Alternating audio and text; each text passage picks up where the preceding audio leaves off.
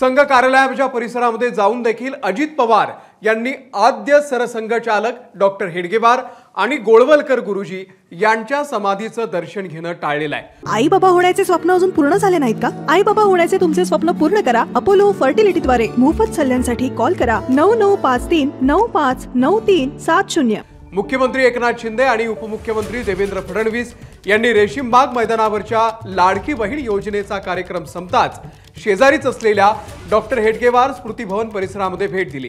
दोघांनीही हेडगेवार आणि गोळवलकर गुरुजींच्या समाधी स्थळाला भेट देत त्यांना वंदन केलं। मुख्यमंत्री आणि दोन्ही उपमुख्यमंत्र्यांच्या वाहनांचे ताफे संघाच्या रेशीमबाग कार्यालयामध्ये उभे करण्यात आले होते।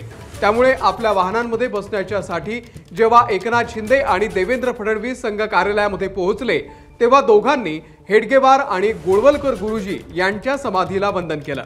अजित पवारही त्यांच्या गाडीमध्ये बसण्यासाठी रेशीमबाग येथील संघ कार्यालयामध्ये त्या परिसरामध्ये आले होते, मात्र त्यांनी समाधी स्थळाकडे जाणं हे टाळलेलं आहे। हे विशेष आहे। एबीपी माझा, उघडा डोळे बघा नीट।